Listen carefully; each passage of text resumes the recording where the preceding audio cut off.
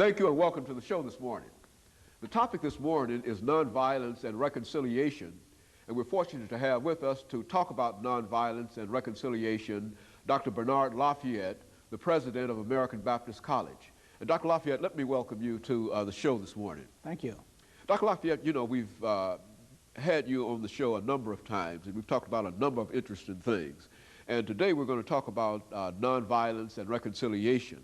But before we get into that, let's talk about Dr. Bernard Lafayette, and to have him to give us some information about his background, his education, and some of the things that were important and significant in your life in leading you to the presidency of American Baptist College.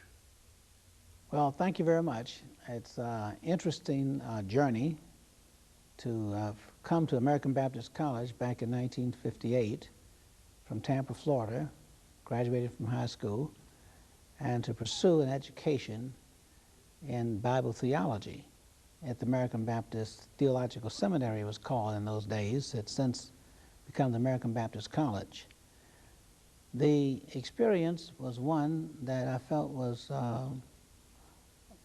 destined, because I had gotten a 4-year scholarship to Florida A&M University in there in Tallahassee. But I was led to the American Baptist Theological Seminary because of my interest in theology and Bible studies and that sort of thing. It was fortuitous that I was here at a time when we had the sit-in movement, and it was ready-made for me because I had long wanted to be involved in helping to bring about those kind of social changes. I never did agree with segregation as a child, and it was something that I disdained. And the cruelty, the punishment, and unnecessary injustices suffered by people of color, I felt that whenever I had an opportunity to do something about it as an adult, that I would take advantage of that. And surely, at the age of 20, I got involved in the sit-ins right here in Nashville.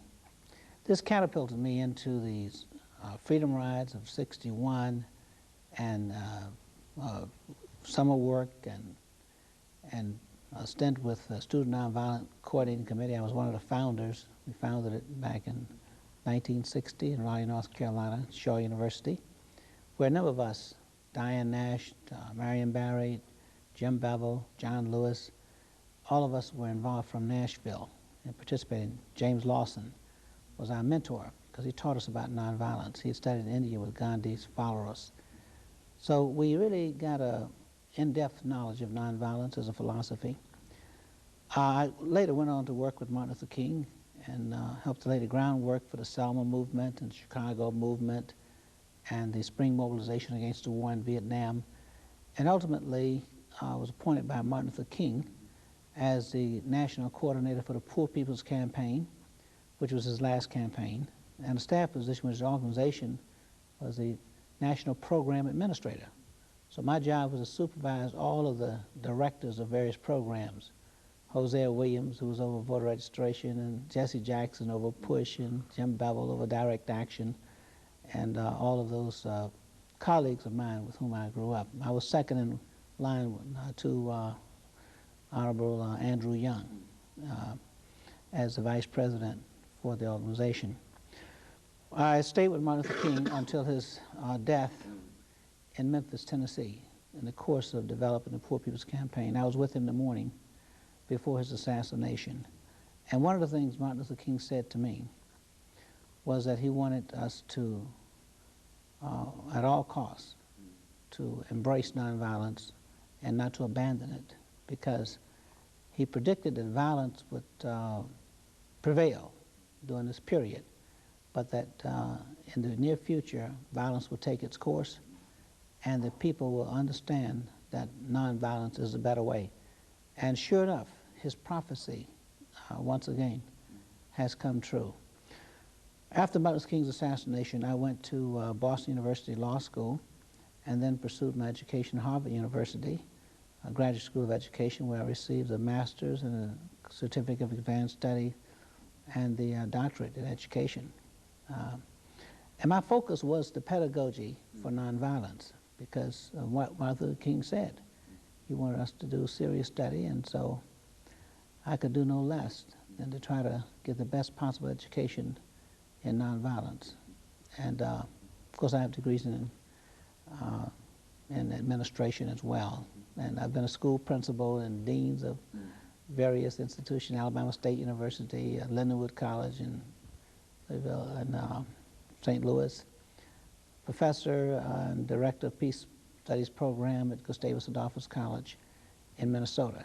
So I've worked with various educational programs across the country.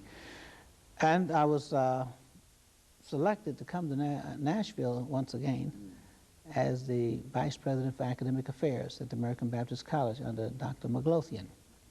And when he resigned from presidency there, I was asked by the Board of Trustees to assume the presidency.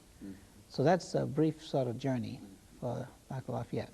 And so you've been involved in a number of very, very significant nonviolent kinds of activities over your career, Dr. Lafayette, beginning with the student nonviolent activities that you were involved in. I tell you, let's look at, since this program is nonviolence and reconciliation, let's have you to give us what you might consider to be a prescription for nonviolence. What does it take in order to create an environment of nonviolence? Well, the first thing, Dr. Haney, it requires is extensive training and education, because nonviolence is not only of the heart, it's of the head.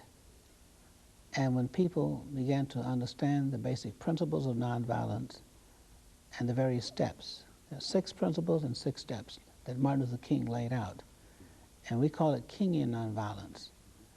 And once you can understand that nonviolence is really for the courageous, it doesn't take much courage to use violence against another person, but nonviolence starts with the courage of the individual to face violence and to apply nonviolence in the face of violence.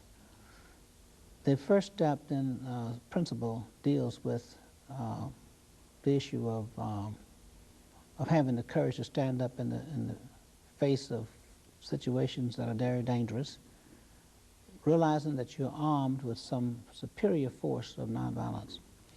We talk about nonviolence and versus violence.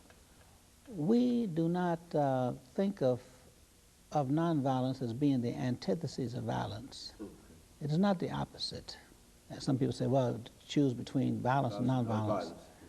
Well, see, we consider violence not a method to solve problems. Violence is what people use when they can't find a method.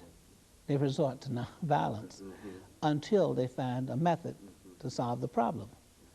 Violence is an illness. Nonviolence is the antidote. Nonviolence can cure violence, but violence cannot lead to nonviolence. Violence can only lead to more violence. So the proper understanding of nonviolence as a philosophy and as a way of life carries with it a set of principles, strategies, and skills that require one, first of all, to make a self-assessment. Many times we contribute to the violence even though we may be unaware. Sometimes our behavior, our attitude, our perception of the problem. Many people get angry over situations and try to attack the person. But nonviolence teaches us that we do not attack the person, but we attack the problem. Okay, and then of course, Dr. Lafayette, let us have our first break and we'll be back and talk about the other aspects of that. We'll be back with you following this commercial break. Got it? The president of American Baptist